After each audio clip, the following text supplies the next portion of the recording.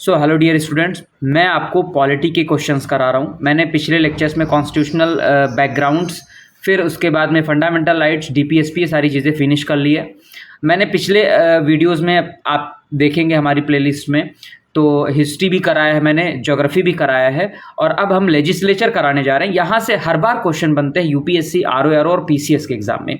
तो सबसे पहला क्वेश्चन है आपके सामने, लोकसभा के अध्यक्ष के संदर्भ में आपको बताना है कि इसमें से कौन सा ऑप्शन सही है ना। यानी जब लोकसभा के अध्यक्ष को हटाया जाएगा तो कोई संकल्प विचाराधीन होगा, तब वो पीठासीन नहीं होगा, उसे बोलने का अधिकार नहीं होगा, वो संकल्प पर प्रथमता मत देने का अधिकार नहीं होगा उसका।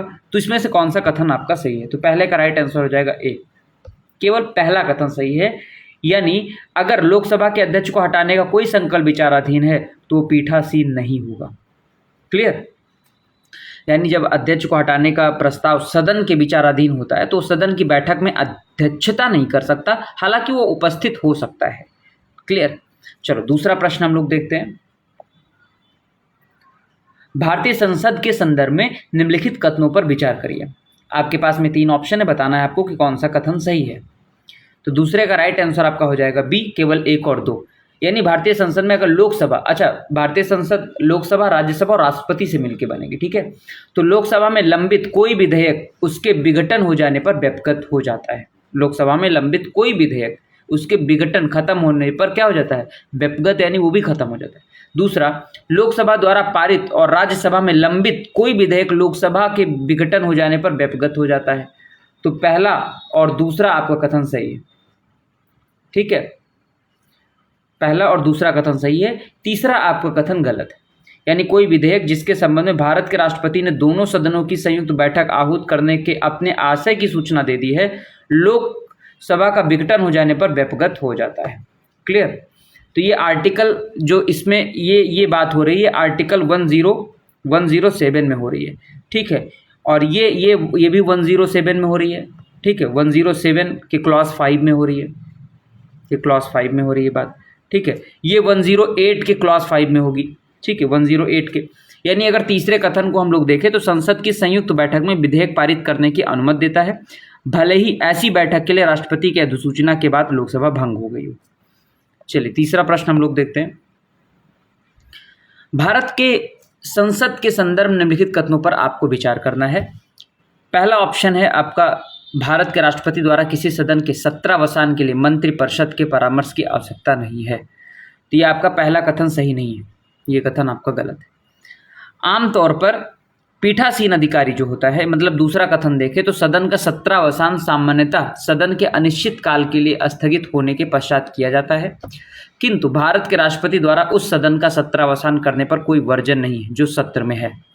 यानी दूसरा अगर देखें, थोड़ा सा और इसको बाइफरकेट करें तो आमतौर पर जो पीठासीन अधिकारी होता है उसके द्वारा सदन को अनिश्चित काल के लिए स्थगित करने के कुछ दिनों के भीतर राष्ट्रपति सत्र के स्थगन के लिए अधिसूचना जारी करता है। हालांकि राष्ट्रपति सत्र के दौरान भी सदन का स्थगन कर सकता है, ठीक है। तो तीसरा कथन आपका सही है, तो यानी राइट आंसर आपका सी हो जाएगा, दूसरा और तीसरा आपका सही है। नारी शक्ति वंदन अधिनियम के संबंध में निम्नलिखित कथनों पर विचार करिए। चौथे का राइट आंसर क्या होगा आपको बताना है। तो बेसिकली इसका राइट आंसर सी हो जाएगा, चौथे का राइट आंसर सी हो जाएगा। अधिनियम बनने के बाद ये 15 वर्षों के लिए प्रवर्तन में रहेगा और इसमें अनुसूचित जातियों के लिए आरक्षित कोटे के भीतर अनुसूचित जातियों की महिलाओं के लिए स्थानों के आरक्षण के उपबंध भी हैं, ठीक है। पहला आपका विकल्प गलत है, क्योंकि राष्ट्रपति विधेयक के लागू होने के बाद किए गए पहले परिसीमन कार्य के पूरा होने के बाद आरक्षण लागू हो जाएगा, जिससे सुनिश्चित होगा कि जनसंख्या में परिवर्तन के दर्शाने के लिए निर्वाचन क्षेत्रों का पुनर्निर्धारण किया जाए। ये प्रावधान 18वीं लोकसभा से लागू नहीं हुआ है, ठीक है। क्लियर? चलो अब हम लोग देखते हैं 5वां प्रश्न, काफ़ी इंपॉर्टेंट है। केंद्रीय बजट जिसको यूनियन बजट के संदर्भ में निम्नलिखित कथनों पर विचार करना है। तो 5वें का राइट आंसर आपको बताना है क्या होगा। तो बी हो जाएगा इसका राइट आंसर, केवल दूसरा सही है।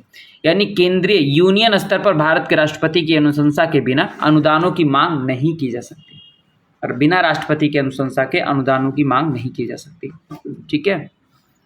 क्लियर? और ये आर्टिकल 112 में आपको देखने को मिलेगा। ठीक है, बजट को लेके बात करी गई। और बजट शब्द नहीं, बेसिकली यहाँ पर फाइनेंशियल ईयर, वित्तीय वर्ष, वार्षिक वित्तीय विवरण की बात करी गई। दिसंबर 2023 तक भारत सरकार द्वारा कितने परिसीमन आयोग गठित किए गए हैं? ये क्वेश्चन 2024 में पूछा गया था। तो छठे का राइट आंसर हो गया डी, 4 परिसीमन जो है आपके गठित किए गए हैं। कब कब? 1952, ठीक है, और 1962, फिर 1963, 1972, 1973, है ना।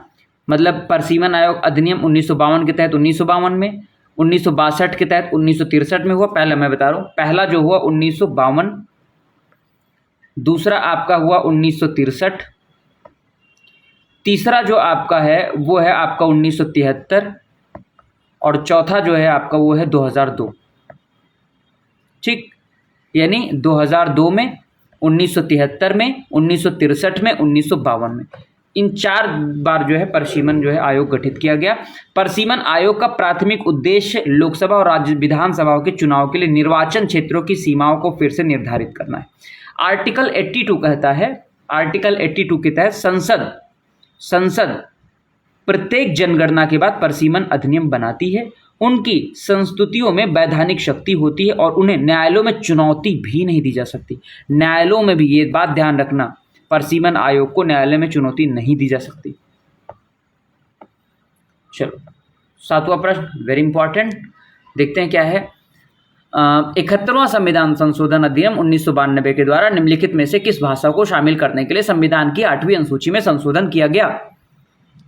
तो राइट आंसर आपको बताना है। तो 7वें का राइट आंसर आपका हो जाएगा ए, कोंकणी हो गया, मणिपुरी हो गया, नेपाली हो गया।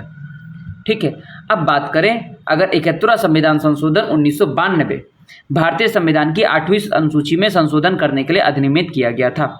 71वें संशोधन ने इस सूची में 3 भाषाओं को शामिल किया, कोंकणी, मणिपुर और नेपाली। क्लियर। इस प्रकार इस संशोधन के साथ 21 भाषाओं को शामिल करने के लिए 8वीं अनुसूची का विस्तार किया गया। मैथिली को 71वें संविधान संशोधन में शामिल नहीं किया गया। इसे बाद में 2003 में 92वें संशोधन के द्वारा मैथिली जो थी वो 92 कॉन्स्टिट्यूशनल अमेंडमेंट कब हुआ था? 2003। 92वें संविधान संशोधन 2003 मैथिली को जोड़ा गया। चलो 8वां प्रश्न आपको बताना है, भारत के संविधान के अनुच्छेद 368 के अनुसार संसद निम्नलिखित में से किन के द्वारा संविधान के किसी उपबंध में संशोधन कर सकेगी? इसका राइट आंसर आपको बताना है क्या होगा। राइट आंसर इसका हो जाएगा आपका डी, 1 2 3 तीनों से परिवर्तन निरसन। ठीक है, आर्टिकल 368 के अनुसार। बात समझ में आ रही है? अब जो भारतीय संविधान का अनुच्छेद 368 है, इसके अनुसार संसद के पास में संविधान के किसी भी प्रावधान को नए प्रावधान, परिवर्धन या मौजूद प्रावधानों को संशोधित करने की शक्ति है। ठीक है, चलो आगे चले हम लोग। 9 प्रश्न देखते हैं। संसद में धन विधेयक के संबंध में निम्नलिखित कथनों पे कौन सा सही है? 4 विकल्प आपके सामने दिए, बताना आपको कौन सा सही है। तो 9 का राइट आंसर आपका हो जाएगा सी, पहला, दूसरा, तीसरा दोनों सही। ये 3 विकल्प सही है। पहला विकल्प है अनुच्छेद 109 में धन विधेयक के संबंध में विशेष प्रक्रिया का उल्लेख है। धन विधेयक, मनी बिल 109 में धन विधेयक राज्यसभा में पूरा स्थापित नहीं किया जाएगा। बिल्कुल सही बात है, ये लोकसभा से पास हो जाएगा। राज्यसभा या तो विधेयक को अनुमोदन दे सकती है या परिवर्तन के लिए सुझाव दे सकती है, किंतु इसे अस्वीकार नहीं कर सकती। इस बात को ध्यान रखना है। ठीक है, यानी धन विधेयक को विशेष रूप से लोकसभा में पेश किया जाना चाहिए और उन्हें रोज राज्यसभा पेश नहीं किया जा सकता। ठीक है, चौथा आपका गलत है, चौथा विकल्प आपका गलत है। क्यों विकल्प गलत है? धन विधेयक के संबंध में राज्यसभा द्वारा प्रस्तावित संशोधनों को स्वीकार या अस्वीकार करने का विवेकाधिकार जो होगा वो लोकसभा के पास है। ठीक है, चलो आपको बताना है राइट आंसर इसका क्या होगा। निम्नलिखित कथनों पर विचार करिए। कथन आपके सामने दिए हुए 2 कथन है। भारत में दैनंदिन जेल प्रशासन के लिए जेलों का अनुरक्षण राज्य सरकारें अपने नियमों और विनियमों से कर सकती हैं। दूसरा कथन है, भारत में जेल का नियंत्रण जेल अधिनियम 1894 द्वारा किया जाता है, जिससे जेल का विषय स्पष्ट रूप से प्रांतीय सरकारों के नियंत्रण में रहा है। तो जो आपका राइट आंसर क्या होगा बताना है आपको। बिल्कुल ए आपका सही है। कथन 1 और कथन दोनों सही है। कथन 2, कथन 1 की सही व्याख्या भी है। ठीक है, चलो नेक्स्ट आपको बताना है, भारतीय संसद में वित्त विधेयक, धन विधेयक के संदर्भ में निम्नलिखित कथनों पर विचार करिए। बताना है आपको 11 का राइट आंसर क्या होगा। ऑब्वियसली इसका राइट आंसर केवल 2। कौन कौन सा सही है?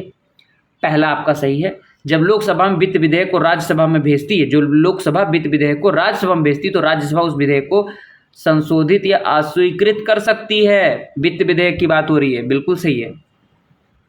ठीक है। दूसरा कथन जो है यहां पर कह रहा है कि जब लोकसभा धन विधेयक को राज्यसभा में भेजती है तो राज्यसभा उस विधेयक को संशोधित या अस्वीकृत नहीं कर सकती। धन विधेयक के पास में, राज्यसभा के पास में कोई अधिकार नहीं, वो केवल अनुशंसाएं कर सकती है। ठीक है।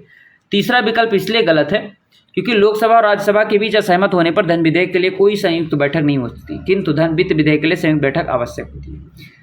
तो तीसरा जो कथन है उसमें क्या है कि लोकसभा और राज्यसभा के बीच असहमति की स्थिति में केवल वित्त विधेयक के लिए ही नहीं बल्कि धन विधेयक और वित्त विधेयक दोनों के लिए दोनों सदनों की संयुक्त बैठक आवश्यक हो जाती है। ये प्रावधान संविधान के अनुच्छेद 108 ठीक है में बताया गया है। ठीक है, कि संसद की संयुक्त बैठक बुलाई जाएगी अगर कोई भी असहमत होती है तो, भले ही विधेयक धन विधेयक हो या वित्त विधेयक। ठीक है, आगे चलें।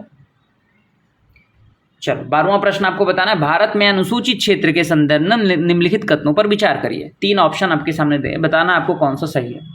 तो 12 का राइट आंसर आपका हो जाएगा बी, केवल 2 कौन कौन से सही हैं? पहला आपका सही है, यानी किसी राज्य के भीतर किसी क्षेत्र की अनुसूचित क्षेत्र के रूप में अधिसूचना राष्ट्रपति के एक आदेश के माध्यम से होती है।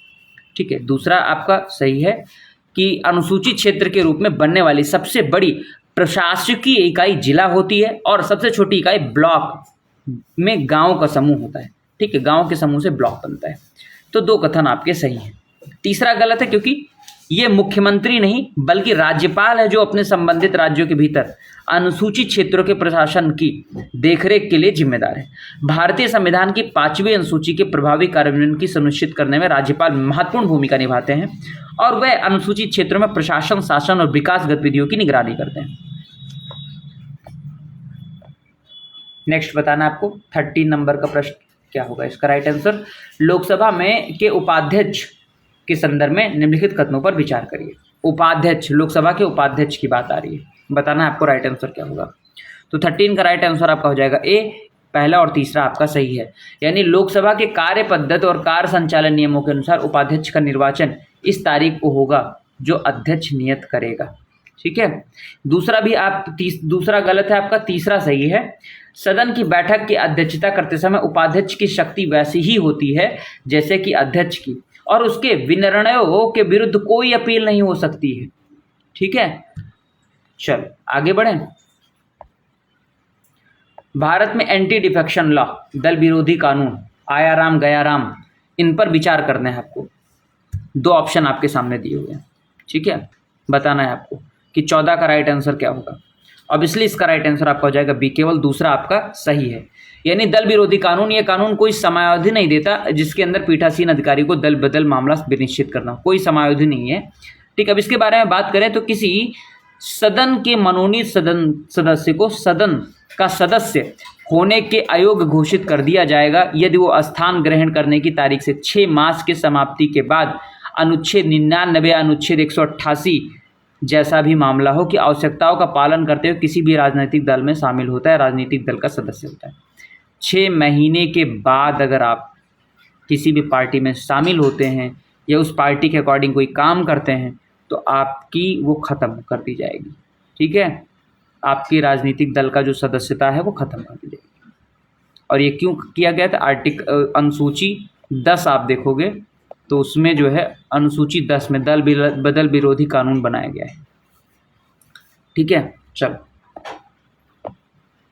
15वां आपको बताना है, निम्नलिखित में से कौन सी लोकसभा की अनन्य शक्तियां हैं। तो ऑब्वियसली केवल दूसरी, मंत्रिपरिषद के विरुद्ध अविश्वास प्रस्ताव पारित करना, मंत्रिपरिषद के विरुद्ध अविश्वास प्रस्ताव पारित करना। ठीक है, अब पहला गलत है क्योंकि आर्टिकल 352 आपातकाल के बारे में कहता है कि इस अनुच्छेद के तहत जारी प्रत्येक उद्घोषणा को संसद के प्रत्येक सदन के समक्ष रखा जाएगा।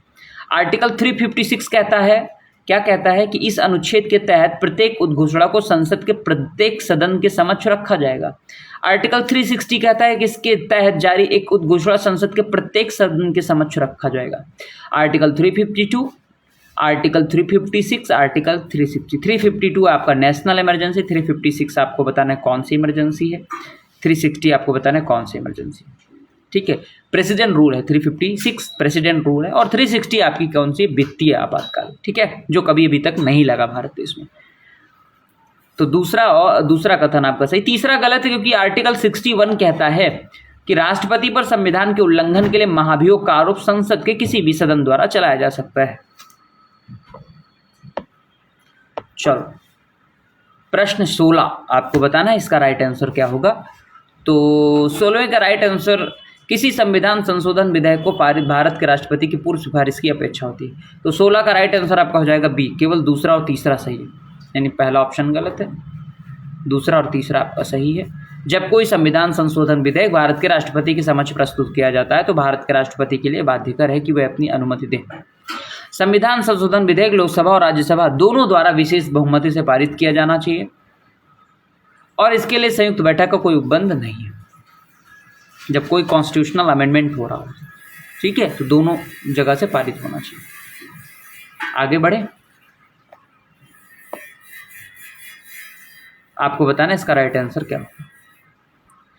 वित्त मंत्री संसद में बजट प्रस्तुत करते हुए उसके साथ अन्य प्रलेख भी प्रस्तुत करते हैं, जिनमें बृहद आर्थिक रूपरेखा विवरण, the macro economic framework statement भी सम्मिलित रहता है।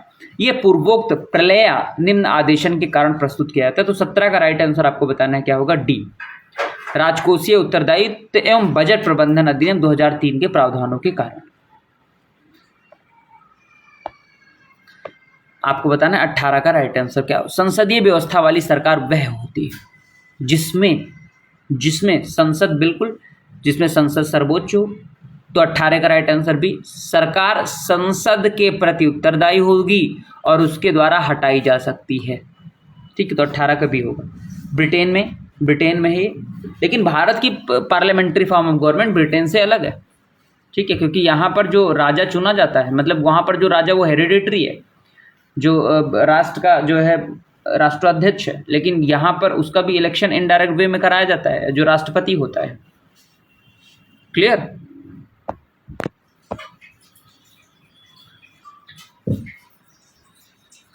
आपको बताना है 19 का राइट आंसर क्या होगा। भारत के संविधान के अनुसार कोई भी ऐसा व्यक्ति जो मतदान के योग्य है किसी राज्य में 6 माह के लिए मंत्री बनाया जा सकता है, तब भी जबकि उसका राज्य के विधानमंडल का सदस्य ना हो। तो 19 का राइट आंसर आपका हो जाएगा ए, केवल पहला आपका सही है। ठीक है, पहला सही है, दूसरा आपका गलत है। चलो आगे चलें, प्रश्न 20 पढ़िए और आराम से इसका आंसर बताइए। राज्यसभा की लोकसभा के समान शक्तियां किस क्षेत्र में? 20 का राइट आंसर क्या हो जाएगा, बी, संविधान में संशोधन करने के विषय। राज्यसभा की लोकसभा के समान शक्तियां किस क्षेत्र में है? संविधान में जब संशोधन होगा तो दोनों जगह से पारित होना चाहिए। ठीक है, दोनों जगह से। अब देखा जाए तो अखिल भारतीय सेवाओं के निर्माण के संबंध में राज्यसभा के पास विशेष शक्तियां, जैसे आर्टिकल 312 जैसे कि यदि राज्यसभा उपस्थित और मतदान करने वाले सदस्यों के 2/3 के बहुमत से एक प्रस्ताव पारित कर रही तो संसद कानून द्वारा राष्ट्रीय हित में एक या अधिक अखिल भारतीय सेवाओं का सृजन कर सकती है। अनुच्छेद 75 आर्टिकल 75 कहता है कि मंत्रिपरिषद सरकार सामूहिक रूप से लोकसभा के प्रति उत्तरदायी होती है, इसलिए राज्यसभा की तुलना में लोकसभा के पास अधिक शक्ति है। कटौती प्रस्ताव की जब बात आती है तो जो अनुदानों की मांग में मंत्रालयों से आवंटित राशि को कम करने के लिए केवल लोकसभा में ही किए जा सकते हैं। इस संबंध में केवल राज्यसभा ही सिफारिश कर सकती है। तो राइट आंसर आपका क्या हो जाएगा, बी। आगे बढ़े, बताना है आपको 21 इसका राइट आंसर क्या होगा। तो ऑब्वियसली इसका राइट आंसर आपका हो जाएगा ए, यानी संसद निर्हरता निवारण अधिनियम 1959 कई पदों को लाभ का पद के आधार पर निर्हरता से छूट देता है। उपरोक्त अधिनियम 5 बार संशोधित किया जाता है। क्लियर? तीसरा आपका ऑप्शन गलत है, तीसरा आपका गलत है। क्यों गलत है ये आपको बताना है। तीसरा इसलिए गलत है कि पद शब्द को संविधान या 1951 के लोक प्रतिनिधित्व अधिनियम में परिभाषित नहीं किया गया है, लेकिन विभिन्न अदालती फैसलों में की गई व्याख्याओं के साथ ये परिभाषा वर्षों से विकसित हुई है। 1964 में सुप्रीम कोर्ट ने फैसला सुनाया कि यह निर्धारित करने के लिए नियुक्ति की परीक्षा कोई व्यक्ति लाभ का पद धारण करता है या नहीं, इस निर्धारण में कई कारकों पर कई ग्राउंड्स हैं। कौन कौन से? क्या सरकार नियुक्ति प्राधिकारी है? क्या सरकार के पास नियुक्ति समाप्त करने का अधिकार है? क्या सरकार पारिश्रमिक निर्धारित करती है? पारिश्रमिक का स्रोत क्या है? और पद के साथ आने वाली शक्ति। क्वेश्चन 22, इसका राइट आंसर आपको बताना है। ऑब्वियसली इसका राइट आंसर बी हो जाएगा, केवल 2। यानी लोकसभा में नेता प्रतिपक्ष को सर्वप्रथम 1969 में मान्यता दी गई। 1969 में नेता प्रतिपक्ष को जो है शामिल किया गया था। ठीक है, 22 का राइट आंसर हो जाएगा बी। चलो आगे 23 आपको बताना है क्या होगा। 23 का राइट आंसर आपको बताना है क्या है कि भारत की संसद किसी कानून विशेष को भारत के संविधान की 9वीं अनुसूची में डाल सकती है। बिल्कुल सही बात है। पहले इसमें यह था कि जो जुडिशरी है वो इसमें जुडिशियल रिव्यू नहीं कर सकती, लेकिन केसेस आए। अब क्या है कि न्यायालय उसमें जो है बेसिक स्ट्रक्चर के मामले में, फंडामेंटल राइट वायलेशन के मामले में वो क्या कर सकती है, चेक एंड बैलेंस एस्टैब्लिश कर सकती है। ठीक है, 9वीं अनुसूची की बात करी जाए तो इसमें केंद्रीय और राज्य कानूनों की एक सूची है। 1951 में जब दस्तावेज में पहली बार संशोधन किया गया तो अनुसूची संविधान का हिस्सा बन गई। ये नया अनुच्छेद 31B द्वारा बनाया गया, जिसे 31A के साथ संविधान में कृषि सुधारों से संबंधित कानूनों की रक्षा करने और जमींदारी व्यवस्था को समाप्त करने के लिए शामिल किया गया। प्रेजेंट टाइम में 9वीं अनुसूची में लगभग 284 कानून। इस प्रकार संसद भारत के संविधान की 9वीं अनुसूची में एक विशेष कानून रख सकती है। एक केस आया था IR कोयलू केस 2007। इसी के बाद ये आपका ऑप्शन गलत होगा। 2007 में IR कोयलू का केस आया था। उसमें कहा गया था कि उच्चतम न्यायालय ने फैसला सुना कि 9वीं अनुसूची में शामिल कानूनों की न्यायिक समीक्षा जुडिशियल रिव्यू से कोई व्यापक छूट नहीं हो सकती। अदालत ने माना कि न्यायिक समीक्षा संविधान का एक बेसिक स्ट्रक्चर है, बुनियादी विशेषता है, और इसे 9वीं अनुसूची में कानून डालकर दूर नहीं किया जा सकता। इस तरह तो भैया संसद कोई भी कानून बनाएगी वो डाल देगी 9वीं अनुसूची में, तो फिर इंडिपेंडेंट जुडिशरी का कॉन्सेप्ट क्या रह गया फिर, तो है ना। तो ये ध्यान देने वाली बात। IR कोयलू, ठीक है, केस था, ये ध्यान रखना। IR कोयलू, ठीक। ये चलो 24 का बताना आपको राइट आंसर क्या होगा। भारत की संसद के संदर्भ में निम्नलिखित में से कौन सी संसदीय समिति इसकी समीक्षा करती है और सदन को सूचित करती कि जो विनिमय, नियम, उपनियम, उपविधि आदि बनाने वाली शक्तियां संविधान द्वारा प्रदत्त हैं, संसद द्वारा प्रत्यायोजित हैं, उनका कार्यपालिका द्वारा प्रत्यायोजनों या डेलीगेशन की परिधि के भीतर उचित प्रयोग हो रहा है। परिधि के भीतर उचित प्रयोग हो रहा है। तो 24 का राइट आंसर क्या हो जाएगा आपका बी, अधीनस्थ विधान संबंधी समिति। समितियों से ऊपर भी कई सारे क्वेश्चन आए तो ये काफी इंपॉर्टेंट हो जाता है। ठीक है, चलो नेक्स्ट देखें 25। निजता के अधिकार को जीवन एवं व्यक्तिगत स्वतंत्रता के अधिकार के अंतर्भूत भाग के रूप में संरक्षित किया गया। राइट टू प्राइवेसी भारत के संविधान में निम्नलिखित में से किस उपयुक्त कथन सही समुचित ढंग से अर्थित होता है, तो बताना आपको। तो 25 का राइट आंसर हो जाएगा सी, अनुच्छेद 21 में निजता का अधिकार भाग 3 में। और ये कौन सा केस था, पुट्टा स्वामी बनाम भारत संघ ना, ये केस याद रखना, पुट्टा स्वामी बनाम भारत संघ में ये कहा गया कि निजता का अधिकार होगा। पुट्टा स्वामी बनाम भारत संघ 2017 का मामला आया था। ठीक है, और इसमें निजता के अधिकार को जो है कहा गया, ये माना कि निजता के अधिकार में जैसे कि गोमांस का उपभोग, शारीरिक अखंडता, प्रजनन अधिकार, निजी सूचनाओं की सुरक्षा, स्वास्थ्य रिकॉर्ड की गोपनीयता, व्यक्तिगत निर्णयों की स्वायत्तता शामिल। ठीक है, चलो आर्टिकल 26 सॉरी, देख रहे हो दिमाग में आर्टिकल ही चलता रहता है। क्वेश्चन नंबर 26 बताना है। क्वेश्चन 20 का राइट आंसर धन विधेयक के संबंध में कौन सा कथन सही है? तो इसका राइट आंसर आपका हो जाएगा सी। धन विधेयक भारत की आकस्मिक निधि से, है ना, धन के विनियोजन से संबंधित है। क्लियर? तो 26 का राइट आंसर क्या हो जाएगा?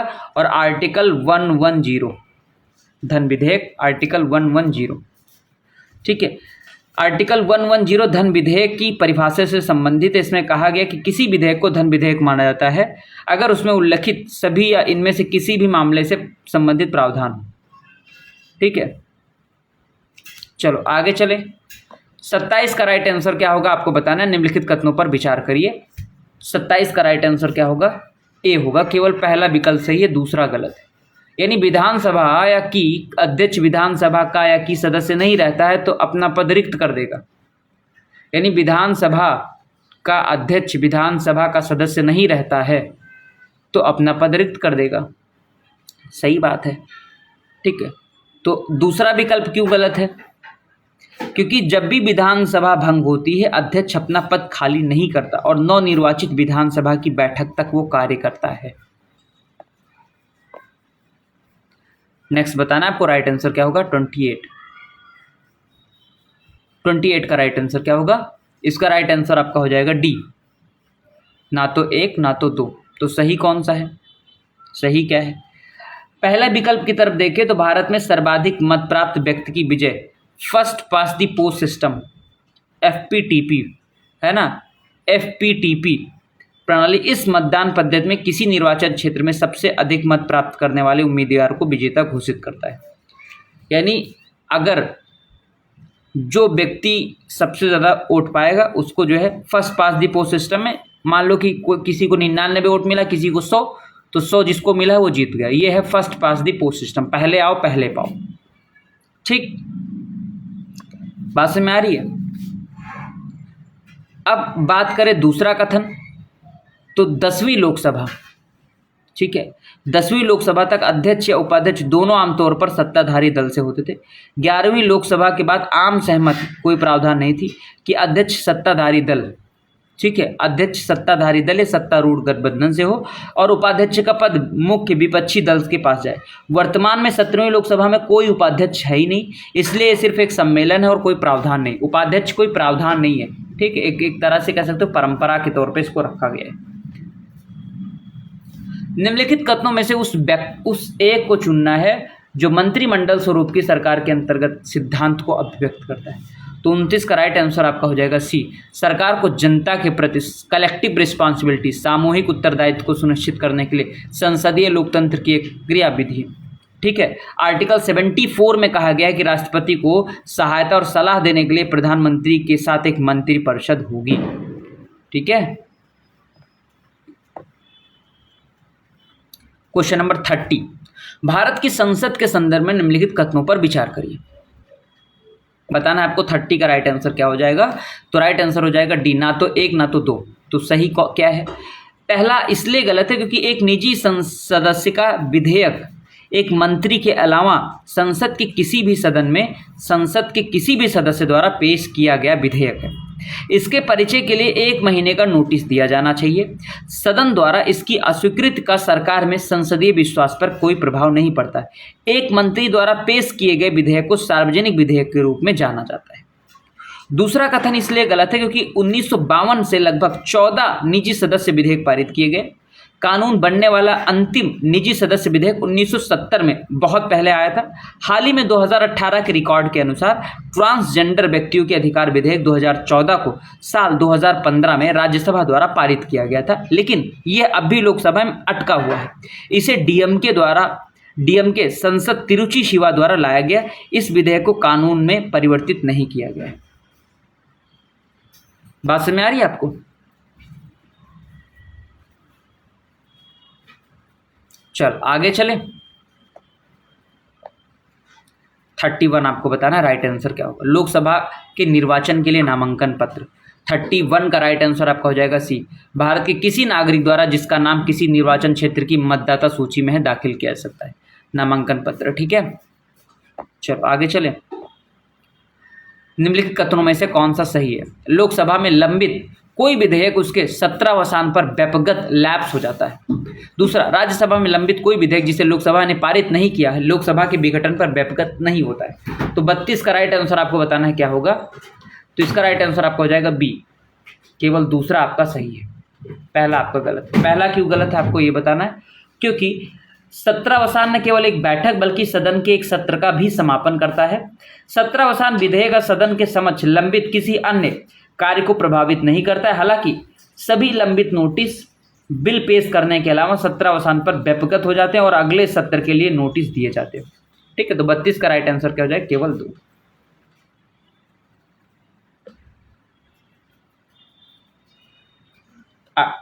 क्वेश्चन नंबर 33 बताना है, राष्ट्रहित में भारत की संसद राज्य सूची के किसी भी विषय पर विधिक शक्ति प्राप्त कर लेती है यदि इसके लिए एक संकल्प राज्यसभा द्वारा अपने उपस्थित एवं मत देने वाले सदस्यों में कम से कम 2/3 बहुमत से पारित कर लिया जाए तो राज्यसभा के पास भी पावर आ जाती है।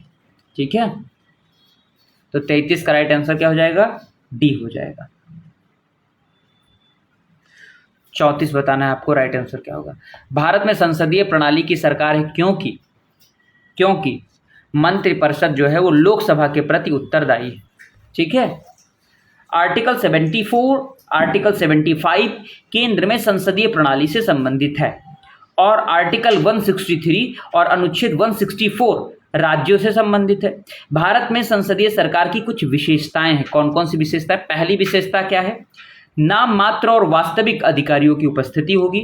दूसरी विशेषता क्या है, बहुमत दल का शासन होगा।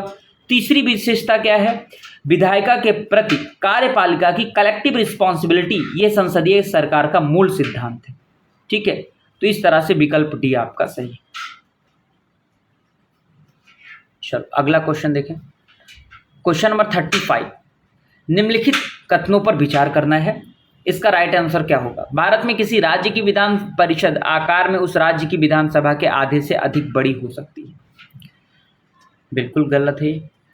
दूसरा भी कथन गलत है। तो सही क्या है, सही इसमें है कि परिषद की अधिकतम संख्या विधानसभा की कुल संख्या का 1/3 निर्धारित की जाती है और न्यूनतम शक्ति 40 निर्धारित की जाती है। परिषद का आकार संबंधित राज्य की विधानसभा के आकार पर निर्भर करता है। ठीक है, दूसरा कथन क्यों गलत है, क्योंकि सभापति का चुनाव परिषद द्वारा अपने सदस्यों से ही किया जाता है। अध्यक्ष जो होता है, अगर अध्यक्ष के बारे में थोड़ा बात करें यहां पर, तो अध्यक्ष निम्नलिखित 3 मामलों में से किसी एक में अपना पद खाली करता है। कौन कौन सा मामला? पहला, यदि वो परिषद का सदस्य नहीं रहता है। दूसरा, यदि वो उपसभापति को लिखित रूप से इस्तीफा दे देता है। तीसरा, यदि उसे परिषद के तत्कालीन सभी सदस्यों के बहुमत से पारित प्रस्ताव द्वारा हटाया जाता है। ऐसा प्रस्ताव 14 दिन की अंतिम सूचना देकर, अग्रिम सूचना देकर ही पेश किया जाता है। ठीक है, चलो तो अब देखें क्वेश्चन नंबर 36। जब संसद के दोनों सदनों की संयुक्त बैठक में कोई विधेयक निर्दिष्ट रेफर किया जाता है तो उसे किसके द्वारा पारित किया जाना होता है? 36। तो राइट आंसर क्या हो जाएगा इसका बताना है आपको। 36 का राइट आंसर ए हो जाएगा, उपस्थित और मत करने वाले सदस्यों का साधारण बहुमत। ठीक है, क्लियर। यानी आर्टिकल 108 कहता है कि एक विधेयक के द्वारा पारित होने पर दोनों सदनों के बीच गतिरोध को हल करने के लिए प्रदान की गई एक असाधारण मशीनरी है। एक सदन द्वारा विधेयक को पारित करने और दूसरे सदन को प्रेषित किए जाने के बाद कुछ ऐसी स्थितियां हैं जिसके तहत एक गतिरोध हुआ माना जाता है। ठीक है, यदि दूसरे सदन द्वारा विधेयक को पारित किए बिना विधेयक की प्राप्ति की तारीख के 6 महीने से अधिक समय बीत चुका हो, यदि विधेयक में किए जाने वाले संशोधनों के संबंध में सदनों में असहमत जताई गई हो और यदि विधेयक दूसरे सदन द्वारा खारिज कर दिया जाता है। तो ये कुछ चीज़ें हैं जिनके तहत चीज़ें हो रही। ठीक है, चलो 37 बताना आपको 37 का राइट आंसर क्या होगा।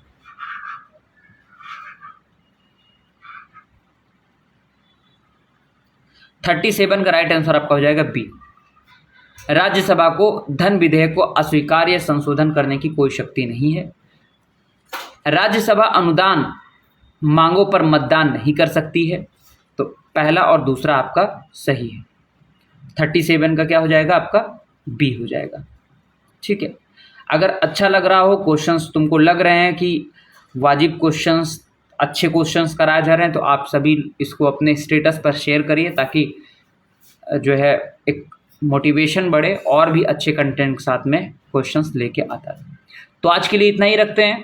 Thank you, bye bye, have a good day.